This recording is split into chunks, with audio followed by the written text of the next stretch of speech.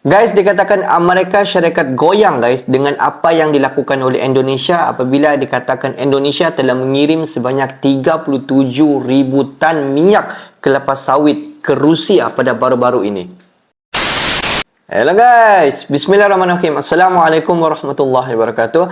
Allahumma salli ala sayyidina Muhammad wa ala ali sayyidina Muhammad. Guys, selamat datang ke Musa Channel. Seperti biasa, ini adalah channel YouTube aku, Musa bin Muhammadirin Channel. Kepada subscriber, kepada viewer di luar sana yang baru sahaja masuk ke Musa Channel, jangan lupa berikan dukungan kalian kepada channel ini dengan cara mudah. Just klik button subscribe, like dan komen di bahagian komentar di bawah. Dan kepada subscriber yang sudah support channel ini sejak dulu lagi, aku sentiasa mendoakan agar semua kalian di luar sana dipermudahkan segala urusan, dibukakan pintu-pintu rezeki, dihindarkan, dijauhkan daripada segala malapetaka dan juga dihindarkan daripada segala fitnah akhir zaman guys. Amin amin ya rabbal alamin. Dan juga marilah kita sama-sama mendoakan agar kemenangan sentiasa berpihak kepada Palestina dan agar rejam Zionis Israel keluar ataupun berambus daripada bumi Gaza, bumi Palestin.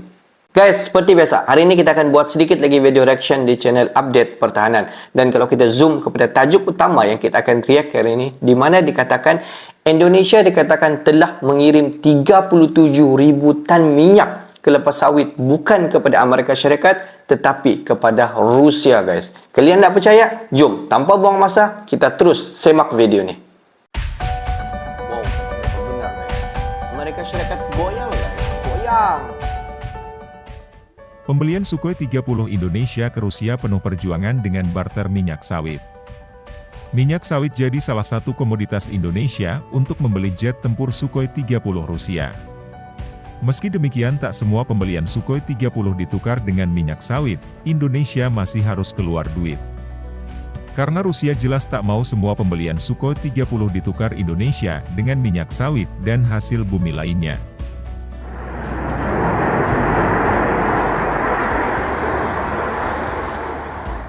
Indonesia membeli Sukhoi 27 dan Sukhoi 30 karena embargo militer Amerika Serikat.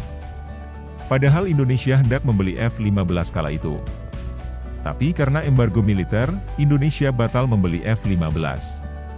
Padahal Pentagon sudah memberi lampu hijau, tapi sialnya Kongres Amerika lah yang memutuskan hal ini.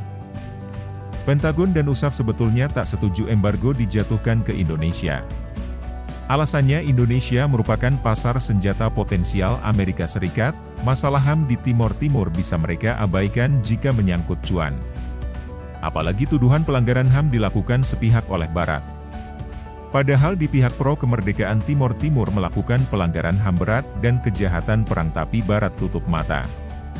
Memang, Indonesia harus punya keegoisan jika beli alutsista, jangan ada lagi embel-embel HAM. Hal inilah yang dipakai oleh Cina dan Rusia dalam menjajakan alutsistanya ke negara lain. Rusia dan Cina yang penting negara pembeli ada uang untuk menebus alutsista buatannya. Tak percaya, junta militer Myanmar tidak terhitung lagi melakukan pelanggaran HAM. Rusia dan Cina tetap saja menjual senjata ke Myanmar. Mau senjata itu dibuat untuk membunuh rakyatnya sendiri, Cina dan Rusia mana peduli, yang penting pembayaran sesuai dengan kesepakatan. Indonesia kadang memerlukan kesepakatan seperti ini, bukan untuk mencelakai rakyatnya namun agar operasional alutsista lebih efektif bisa dibuat perang di mana saja kapanpun itu.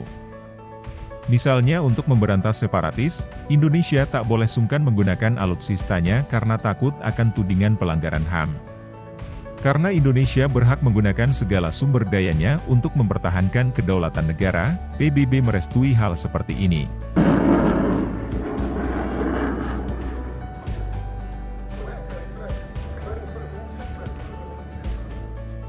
Pembelian Sukhoi 27 dan Sukhoi 30 dari Rusia dimaksudkan seperti ini saat Barat ribet soal urusan HAM. Kontrak untuk penyediaan 6 pesawat tempur merek Sukhoi, termasuk 3 Sukhoi 27 SKM, ditandatangani pada bulan Agustus 2007 antara pemerintah Indonesia dan Rosoboron Export. Jumlah transaksinya adalah 335 juta dolar.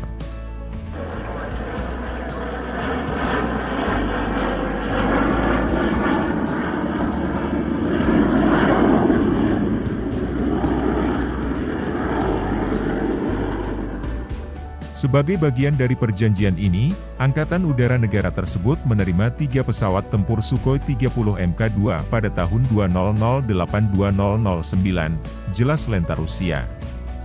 Karena Indonesia tak punya uang cash, maka sebagian pembayaran menggunakan barter minyak sawit dan komoditas ekspor lainnya.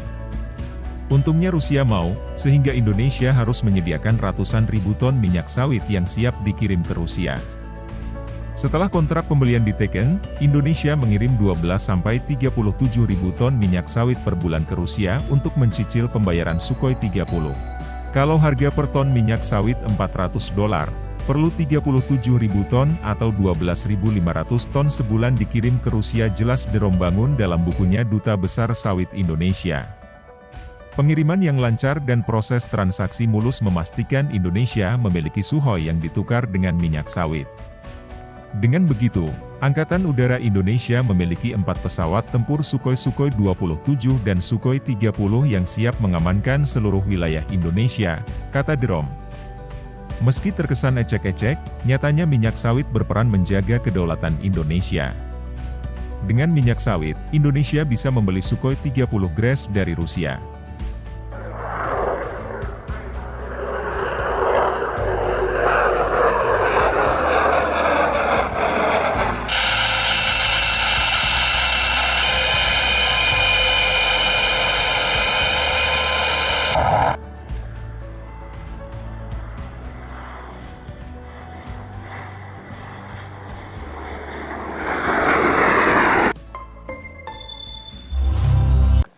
Kalau kita tengok sebelum ni, Indonesia mau memesan pesawat tempur Sukhoi 35 daripada Rusia, tetapi diembargo oleh Amerika Syarikat. Kenapa Indonesia diembargo oleh Amerika Syarikat? Kalau kita tengok di mana Amerika Syarikat ingin menjaga dia punya marketing dalam penjualan militer, khususnya pesawat tempur kepada negara-negara di luar daripada sana, supaya negara-negara di luar daripada Amerika Syarikat ini selalu membuat negosiasi ataupun membuat pembelian pesawat tempur direct daripada Amerika Syarikat.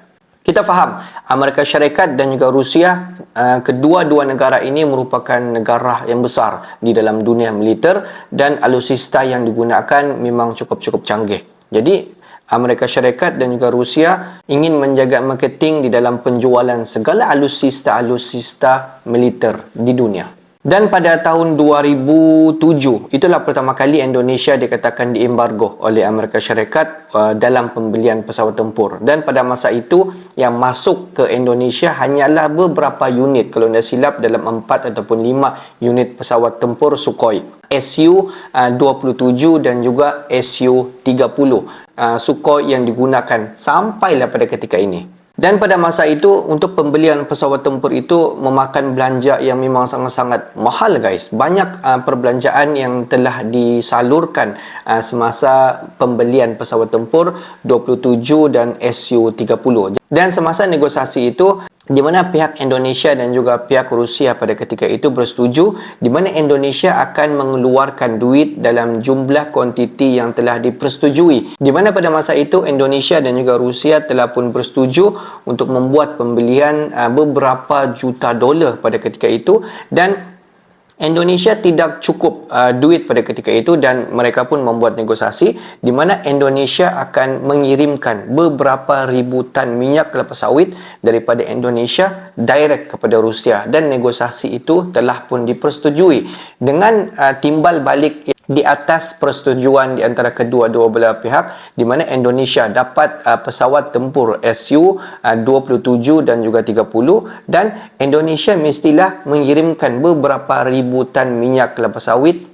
kepada Rusia. Jadi kita dapat nampak beberapa tahun yang lepas di mana Indonesia ingin lagi memesan pesawat tempur Su-35 daripada Rusia, dan ini juga telah pun diembargo terus oleh Amerika Syarikat supaya negosiasi tidak dapat dibuat, pembelian tidak dapat dibuat, dan pesawat tempur tidak sampai kepada Indonesia. Sebaliknya, selepas daripada itu, Indonesia membuat pembelian daripada pesawat tempur di kawasan Eropah seperti Perancis untuk di Fort Reveille, dan negosiasi itu telah pun berjaya.